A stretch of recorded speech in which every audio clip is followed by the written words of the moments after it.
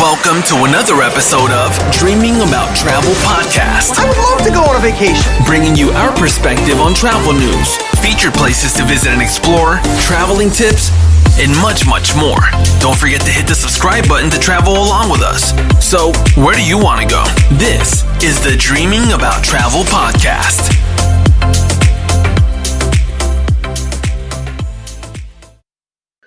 All right, well, welcome back, everyone, to another episode of Dreaming About Travel Podcast. And this episode is right before the Christmas holidays. Super excited to talk about a great topic today, which is Disney cruises. And we have an expert with us, Jennifer Casada, who has just returned from a Christmas cruise on Disney. So welcome, Jennifer. Hi, hello from very cold New Hampshire. Yeah, I hear you. You were saying it was what, negative something up there today with the wind chill? Yeah, it's about -10 with the wind chill. I think the high today without the wind chill is going to be about 18. Awesome. That sounds like a very nice day to me. I mean, it's almost as good as my 65 degree weather with the rain today. So, yeah. Yeah. Well, you have rain, so that's hard to take right there, but Well, and like always, this is the Dream Vacations, Duncan Desmarais and Associates team, and Jennifer is in New Hampshire. I am down in Fort Lauderdale, and as we always do, we love to start off our episodes with some news stories. So, Jennifer, I know you have one that you want to talk about. I do. There was just an article in the Washington Post that really spoke to me, and it was about. The title is The Demise of Formal Nights on Cruises, How Dress Codes Are Tearing Passengers Apart, which is a very dramatic title, I have to say.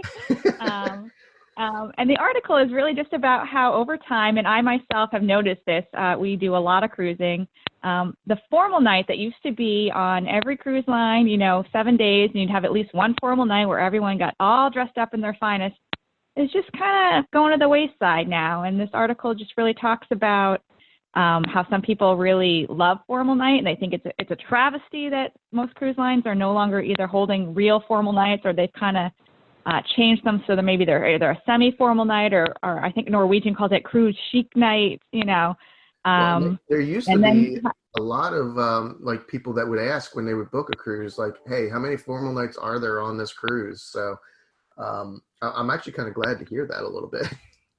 Yeah, I am too, honestly. I mean, and it's the article really, is it a generational thing? Is it just the way things are?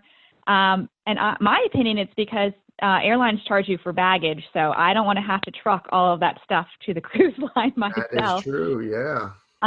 And take up valuable space in my luggage. But it's an interesting article, and it looks at it from a couple different viewpoints. And I mean, and oddly, at least to me, there are very strong opinions on this, whether there should be formal nights or not. And people really, in the comments, are really going at each other. So, whichever way, I'm happy whichever way you go. But a few of the Facebook groups, I saw almost people getting into knockdown, drag down battles over this and arguing whether, they should have formal night or not. And, I know personally, I actually like when I'm on vacation to be on vacation and dress the way I want, to relax the way I want, obviously within reason. You can't be too risque, but right. But wearing a pair of shorts to dinner. I mean, especially for me, because I'm from Florida, so I wear shorts probably 90% of the time down here anyway for my life. And so when I go out to even a fancy restaurant in town, shorts are the norm. So I don't see why you can't do that on your cruise too. I agree. It's your vacation. And honestly, if they want to have formal nights, I sailed on Celebrity recently. They had a big formal night. A lot of people were very dressed up. We just went to the buffet that night. We didn't have a big deal about it. We just didn't do it. So either way, I can review. I'm not going to fight about it. But personally, I'd prefer not to drag all that stuff out to the cruise ship for, a few hours at night. I agree with you. And it's funny, too, reading some of those comments on the different Facebook groups and boards and news sites. It's some of them are even saying, well, they don't even put tablecloths sometimes on the tables anymore and stuff. So it even goes down that path as well. So that's true. Well, tablecloths are nice, but again. And I also think cruise ships these days have so many eating options too. I mean, they're more about their specialty restaurants and all that, all that kind of stuff. So I think just the formal dining hour and the formal dining time is kind of going on as well. So that probably ties into it as well.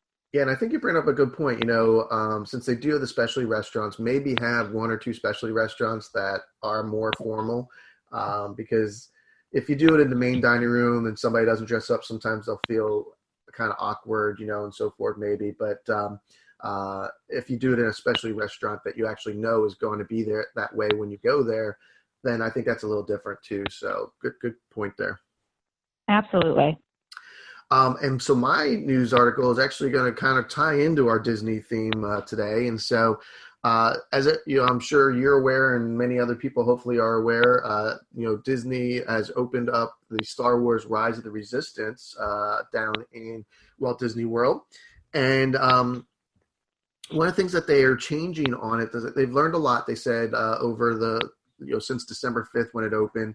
But they used to have a virtual queue that you could sign up for, and basically allowed you to get in line before the park even opened, and so forth. And so it was something that they were trying out and so forth, but they've decided now to do away with the virtual queue opening before the park. And it's only going to open now when the park's published opening time starts. So that is a new change to hope make it a little bit easier for people to get into the ride. And then they're still going to do the backup groups so that they'll keep opening groups as it fills, but they'll have some backup groups as well. So if they get through all those initial groups, then they start announcing the backup groups. So a little bit of a change to how they queue for that particular ride. And I can't wait to try that ride out in February. Oh, you're going in February? Fantastic. I want to see the pictures. Yeah. Oh, I am good at pictures. So, yes, we're planning to go in February, and I'm very glad that they're not opening the queue until 7 or 8 or 9 or whatever time the published park opening is, because right now I think it's 7. Yep. Because people are getting there at 4:30 in the morning, and I'm not doing that. So. Exactly. That is too fun. That's way too early for me. That's for sure. No, no ride is getting me there at 4:30. I'm sorry. I know it's amazing and wonderful and all that. It's just not happening. So now I mentioned we were going to talk about Disney today and Disney Cruise Line. So I know you have been on at least 3 of the 4 main themes that Disney does for their cruises. So they have the Marvel at Sea, they have Halloween on the high seas, the Star Wars at sea, and then the Christmas one. And I know those last 3 are the ones that you actually went on. So I thought we'd kind of talk to you and have you go through a little bit of each of those and what they were like. And why don't we start, since we're talking about Star Wars, why don't we start with the Star Wars one? Sure, absolutely. So first, I'll just give a real quick overview. Disney Cruise Lines only has 4 ships right now, which is probably the smallest cruise line out there, really, of the majors. So they have the Disney Magic and the Disney Wonder, which are their older ships, and they have the Disney Dream and the Disney Fantasy, which are their newer ships. And by newer, I mean 2011 to 2012. And they have 3 more ships coming starting in January 2022. So, kind of a small fleet, getting almost doubling in size in the next few years, which is great. But so I will tell you, I do like the Aqueduct on the Disney Dream. That's one of my favorite rides. Yeah, so I have been sailing on the Disney Fantasy. That's all 3 of my cruises were on the Fantasy, which is pretty much the exact same ship as the Disney Dream with a few little differences. But the Aqueduct, yes, water slide that kind of goes out over the ocean. It really actually goes off the edge of the ship. So super, super cool. And we rode it many, many times. So yes, Disney Fantasy. I did Star Wars Day at Sea was, I think that was the second Disney cruise I did. I did Halloween, Star Wars, and just came back from the Christmas. So Star Wars Day at Sea is super, super, super cool if you're a Star Wars fan. They basically take one day out of the 7-day cruise, and everything about that day is Star Wars. There's Star Wars meet and greets. So we met Chewbacca, we met Darth Vader, we met R2-D2 and C-3PO. They have a Star Wars show on the stage. And they also have Star Wars characters walking around the ship, really cool. Which is in character. So they had some of the bad guys walking around Darth the ship. Vader the Imperial was on there? officers. Yes, the Imperial officers are walking around, and they will stop you and question you. Really? And they will, yes. And we actually saw them. They questioned a cast member and they didn't like his answer, so they took him and locked him in a closet, which was actually quite funny for most of us. That's too Um, funny.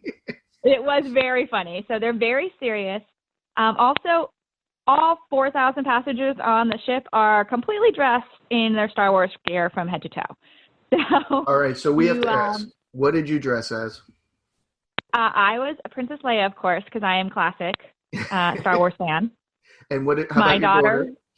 My daughter was Rey because she's, the newer generation, and my husband was, of course, Han Solo because who else would you really dress as? So, That's true. no, exactly right. So, so it's an amazing day, and it is really just that one day. They do have that you can schedule your meet and greets with some of the characters throughout the week because there's no way that everyone could meet during that one day. But that one day is completely Star Wars oriented. They also have in the lobby, they'll have Han Solo frozen in carbonite, like a giant one, so you can get pictures and stuff. That sounds They have so special cool. drinks. They have special photo ops, the whole thing. So absolutely, if you're a Star Wars fan, I believe they start again in January. They were actually practicing the stage show at midnight during my last cruise, which I just got off the Christmas cruise. So at midnight, they were actually out on the stage on the deck. A few people were telling us about how they got to actually watch them start practicing the Star Wars stage show because that's the only time generally when there aren't many people around and they could practice outside. So that is coming up January through the end of February on the Disney Fantasy. So that's leaving out important for everybody to remember. January through February, if you want to see Star Wars Day at Sea, call your travel agent. Yes, call me. I would be happy to help you with that. So the other two cruises that I've been on, so the first cruise I actually went on was a Halloween on the high seas, again on the Disney Fantasy. That cruise, again, amazing. The thing about Disney is that I think they do service better than anyone else. I've been on a whole bunch of cruise lines, and I generally say the service is good on pretty much all of them with a few exceptions. But Disney really, it's the Disney experience. So you get the best service, you get really, really good food, you get really unique dining options, which maybe we could talk about another time because there's just so much to talk about. And you get all those character experiences that you would get in the park, but without standing in those lines. So you get all of that Disney experience, but in a more contained, less chaotic, more fun in some ways environment. So Halloween in the high seas, Halloween party. Think about there's it. so much to do on those Halloween cruises, or just on a Disney cruise in general. We'll definitely talk more about like the other features. But quick question for you on the characters. Like I know in the theme parks, the characters' outfits are Halloween themed and so forth. Is it the same on the cruise line? Yes. So they are all Halloween or fall themed on the Halloween one, and they were all in their Christmas. Mickey was wearing his Christmas sweater. Minnie had her she kind of almost looked like an artist. She was wearing like a beret, and Goofy was dressed as Santa Goofy much of the time because he likes to be Santa. Pluto had reindeer ears on. I mean, they all, yes. So Halloween, the whole ship is decorated with Mickey pumpkins and leaves, and they have this big tree set up in the lobby for Halloween. It's and they have a story time the first night where the caretaker tells a Halloween story to all the kids in the lobby, and then all the characters come out. There's a big Halloween party. You sing and dance with all the characters, and then you actually go trick-or-treating on the ship, cool. Which is really cool. So they have candy stations set up on the decks, and the kids actually walk around and go trick-or-treating. So it's amazing. Oh, and my favorite thing, because I'm kind of nerd, I know, we're all shocked. They do, on the Halloween cruise, they do a sing-along Nightmare Before Christmas presentation in the big theater. And then Jack and Sally actually come up from the stage, and you get to meet Jack and Sally, which are very hard characters to meet. They're only out in Disney World during the parties, and the lines there are hours long, but we got to meet them. We waited in the line maybe 20 minutes because it's just for those people on the cruise boat, obviously. So wow, amazing. That's a great tidbit. If you want to see those characters that sometimes are very hard to see, and like you said, in the park, definitely go to the cruise line. Right. So it's going to be a lot less people. Yes, it's great. So absolutely, if you're a Halloween fan, so much fun, so much to do. yeah, everyone's again. You have 4,000 people dressed up in costumes. There's a lot of adults actually who cruise Disney without kids. I think that surprises some people. It kind of surprised me the first time. So everyone who's on that ship is like totally into it. So it's really, really a good time. Oh yeah, I mean, there's people, whether they have kids or not, that are huge Disney fans. You know, a lot of them grew up on Disney, and just through adulthood, I mean, just continued to love Disney. And so it makes sense that you're going to see not only families, but you're going to see some adults that maybe don't have kids on there, or even grandparents that might be sailing on their own, you know. So yeah, it's definitely a great family-oriented cruise line. It is. The rooms are also set up for families better than any other cruise line. Just, you know, you're not pushing together a lot of beds. They actually have a queen bed for the parents. And they have, some rooms can fit up to 5 people, but it's not 5 people crammed in. They have beds that come out of the ceiling, beds that come out of the wall, and everything gets put back during the day. So, and the rooms are already bigger than other cruise ships in most cases. So, yeah, it's great for families. Definitely. And then I just got off the Christmas cruise. And it was probably one of the best cruises I've ever had in my life. And it's not because of the ports, because we did the Western Caribbean, and Western Caribbean is not my favorite, but we had an amazing time. But because every single day was Christmas on this boat. So the minute you walked on the boat, big tree in the lobby, in the atrium area, which they lit that night. All the characters came out dressed up in their finest, and we had a big tree lighting that night. Huge gingerbread house. Apparently, the Disney boats, each ship creates their own gingerbread house, and they compete each year to see who can create the best one. And the Fantasy won this year, so we got to see that. My daughter could have gone inside this. Yes, and it smelled like gingerbread. And I don't know if they're piping that in or what, but you could walk around. All you could smell was gingerbread. It was so amazing. I would be in heaven with that. Oh, it was heaven, and the ship was decked out to the nines. So in addition to, you know, just the decorations, we had the tree lighting. We had Santa's Winter Ball, where Santa Claus came to the ship, and he stayed for a couple days. And so all the kids got to see him and tell him what they wanted for Christmas. Mrs. Claus had a story time, so we went to that and got heard stories from Mrs. Claus. We had... I can't even think. There was gingerbread decorating, so you could actually decorate your own gingerbread cookies. I mean, there was just so much going. Oh, there were carolers walking around the hallways, which is just kind of crazy and awesome. So cool. I mean, having somebody come up to your cabin door and sing to you, that would be really neat.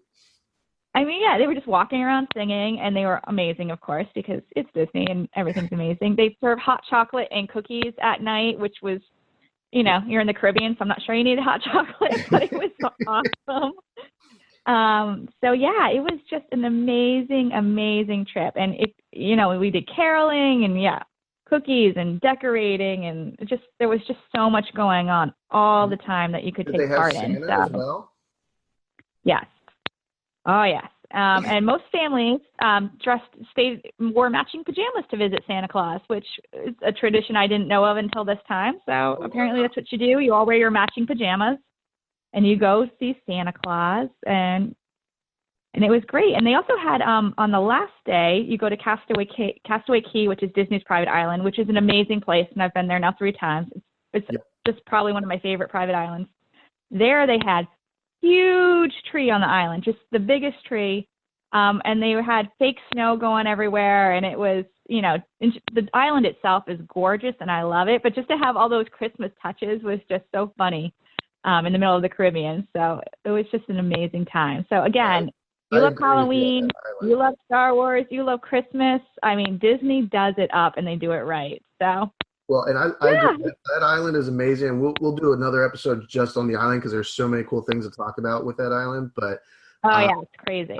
I remember seeing one of your posts where they were doing a little bit of a dance thing, and then everybody had to Goofy didn't freeze. I thought that was kind of cool too. So it was a lot of fun. Yes, they have dance parties on the island. So, and they're like just little 15, 20-minute dance parties. So all the kids just run over. This one, the one you're referencing happened to be Mickey and Goofy, and they were doing a freeze dance, but of course it's Goofy, so he didn't freeze. And just the amount of laughter, the kids were like hysterical. I mean, he did the didn't freeze any of the times, and they were so hysterical, and that was so funny because everyone's just so happy. It's probably, it sounds so corny, but it's probably the happiest cruise I've ever been on. So, well, they call it the happiest place on earth, so now it's the happiest cruise on earth. So I guess so. I mean, yeah, the kids were hysterical. And again, we saw characters that you don't usually see. We saw Captain Jack Sparrow, and we saw Stitch, and we saw, we have so many signatures now. We took just so many signatures from all these different characters that we saw. So, yeah, again, it was just amazing, and we want to go do it again next year because that's how much fun we had. And so there's one more that you didn't actually get to go on yet. So that sounds like you're going to have to plan a trip for the Marvel Day at Sea. Yes. So Marvel Day at Sea is very, it's going to be similar to the Star Wars Day at Sea, where it's that kind of that one day where you get to do all these different Marvel things and all the interactions. And I haven't been on it yet. So when I go on it, I'll have to come back and tell you all how it is. But it's kind of the same thing, whereas if you're a Marvel fan, you're going to meet all these amazing characters. Everyone's going to be dressed up like their favorite superhero. They're going to have all the stuff in the atrium that's Marvel related. And I think they're going to be able to do characters that they can't necessarily do at Disney World just because of all kinds of things that are going on there. But so lots of stuff to do. Also, one more thing just to throw it out there real quick is that on Disney cruise ships, you get to see their first run movies. So the folks that are on Disney this week, and my husband was super upset, are watching the new Star Wars movie on board this week. So we got to see Toy Story 4, and we saw the new Lion King, and we saw the new Frozen movie. So, I mean, we saw 3 first-run movies. But, yeah, so just another benefit that you get to see those movies first, if for no other reason than to go see a movie at sea. And I can understand why your husband's upset, because I want to see that new Rise of Skywalker movie as well. So. Oh, no, he would have, if they'd shown it, he would have probably been there every day watching it. So, forget the islands, we get to go watch our Star Wars movie. There you go. And on Star Wars Day at Sea, they did show every single movie. So oh, wow. You could just go sit, they have a nice movie theater. You could literally just go sit there and watch every movie all day if that's really what you wanted to do. So. Hey, if it's Star Wars, that's my plan. So. Okay, well then you better get going. Start booking January. They start in January. Well, and I was going to say, since you're mentioning about booking, and starting in January, I'm assuming, like the Christmas cruise, the Star Wars, the Halloween, the Marvel Day at Sea, those probably fill up and book pretty quickly. And I know Disney cruises book pretty fast normally, and pretty far out. So I would say you probably are recommending to try and book it as far in advance as possible. Am I correct? Absolutely, yes. Disney is a little bit different. Again, they like to do things differently, so they don't release their schedules that far ahead of time. It's only like 12 to 18 months in advance usually. So I always post when they're about to drop their next releases, and I always recommend that if you're thinking of going, you should book, as soon as they release the dates that you want to go, or as soon as you think of it. Prices only ever go up on Disney. They never go down. They're never going to be that cruise line that offers you the last minute deal. That's just not going to happen. They only have 4 boats right now. They're going to have 7 eventually, but they're always full. So they have no need to offer you a special deal to get you to go. Exactly. Yep. I agree. All right. So thanks for all that great information. I mean, I'm sure our listeners truly enjoyed hearing about the different types of Disney themed cruises. But just in general, I know a Disney cruise is just fun normally. So if you can't make it for one of those special themes, definitely take a Disney cruise normally anyway, because you're going to experience something totally different than any of the cruise lines. It's like being at the park a little bit, because you do have those princess meetups and great photography opportunities with different characters from Disney. And I got to tell you, some of the best service I've ever had in any cruise has always been on Disney. So. Absolutely. Yeah. Even the regular cruises have things like Pirate Night, and they all have fireworks at sea. Like, there's just so many things that I haven't even talked about because there's just too much. So yeah, Even if you don't want to do a theme cruise, just go. It's so fun. Yeah. And if they want to see that, we have a video on our YouTube channel and also on our Facebook page. If you want to see the Pirates Night at Sea, definitely go check it out. We've done some video around that, so it definitely is fun.